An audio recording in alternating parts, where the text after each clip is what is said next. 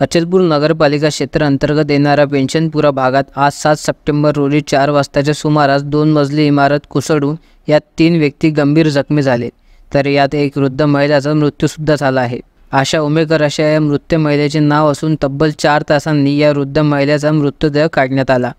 अनेक वर्षापासून त्या या घरात राहत होत्या, तर काही भाडेकरू वरच्या मजल्यात राहत होते। सकाळी 4 वाजतापासून इमारत पडण्याची चाहूल लागताच या इमारतीमध्ये राहणारे भाडेकरू बाहेर निघाले, मात्र या दुर्घटनेने 3 जखमी तर आशा उमेकर यांचा मृत्यू झाला आहे। प्राप्त माहितीनुसार आशा उमेकर ह्या माजी अंगणवाडी सेविका आहेत, यांच्या या ठिकाणी दुर्दैवाने मृत्यू झाला आहे। या घटनेची माहिती होताच अमरावती येथील रेस्क्यू टीम, अचलपूर नगरपालिकेची पूर्ण टीम, मुख्य अधिकारी, तहसीलदार, ठाणेदार याचप्रमाणे पोलीस यंत्रणा या ठिकाणी दाखल झाली होती। 3 जखमींना अमरावती येथील रुग्णालयात दाखल करण्यात आले आहे।